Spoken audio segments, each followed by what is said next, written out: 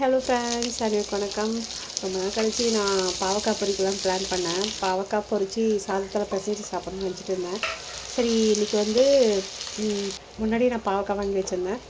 பாவக்காய் வந்து பொடி பொடிசாக கட் பண்ணி அந்த விதையெல்லாம் எடுத்துகிட்டு பொடி பொடிசாக கட் பண்ணி தண்ணியில் மஞ்சத்தூள் உப்பு போட்டு கொஞ்சம் நேரம் ஊற வச்சுட்டு எடுத்துகிட்டு வெங்காயம், தக்காளி, அப்புறம் வந்து பூண்டு எல்லாமே போட்டு வதக்கிட்டு இந்த பாவக்காய் போட்டு கொஞ்சம் நேரம் வதக்கிட்டே இருந்தேன். எனக்கு வந்து பாவக்காய்னா ரொம்ப பிடிக்கும். எனக்குன்னு மட்டும் இல்லை, என் தம்பி, எனக்கு எல்லாருக்கும் பிடிக்கும். அதனால் இன்றைக்கி எங்கள் 2 பேருக்காக மட்டும் நாங்கள் வந்து பாவக்காய் சமைக்கலாம்னு சொல்லிட்டு நான் பாவக்காய் எடுத்தேன். பாவக்காய் எடுத்து கட் பண்ணி அதுதான் இப்போ அந்த ப்ராசஸ் தான் போயிட்டுருக்குது. பாவக்காய் வந்து நான் சின்ன வயசுலாம் பாவக்காய் எனக்கு பிடிக்கவே பிடிக்காது. ஆனால் இப்போ வந்து சரி நம்ம பாவக்காய் சாப்பிட்டு பார்ப்போமே. அதுக்கப்புறம் அம்மா வந்து கொஞ்சம் கொஞ்சமாக எங்களுக்கு வந்து கொடுக்க பிளான் பண்ணாங்க.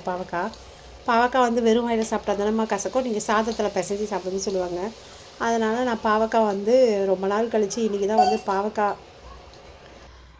சின்ன வயசுலாம் சாப்பிட்ருக்கேன். அப்புறம் இப்போ நான் சமைச்சி சாப்பிடணுன்றதுக்காக பாவக்காய் வந்து வாங்கி வந்து நானே வந்து சமைச்சி சாப்பிட்றேன். அதுவும் கிரேவி செஞ்ச பிறகு பார்த்திங்கன்னா சூப்பராக இருந்துச்சு. கிரேவியை பார்க்கவே நல்லா இருந்துச்சு. அதே மாதிரி அது கிரேவியில் வந்து சாதம் மிக்ஸ் பண்ணலான்னு பிளான் பண்ணேன். என் தம்பி கொஞ்சம் எடுத்து வச்சுட்டு என்னுடைய சாதத்தை வந்து அப்படியே அதிலே வச்சு சாதம் மிக்ஸ் பண்ணி சாப்பிடவே சூப்பராக இருந்துச்சு. பார்க்கவே நல்லா இருந்துச்சு சாப்பிடும்போது. ஃபைனலாக எல்லாம் முடிச்சுட்டு சாப்பிடும்போது குட்டீஸுங்கெல்லாம் கொஞ்சம் கொஞ்சம் ஊட்டி விட்டேன். எனக்கு ரொம்ப பிடிச்சிருந்துச்சி. உங்களுக்கு பிடிச்சிருந்தா லைக் பண்ணுங்கள், ஷேர் பண்ணுங்கள்.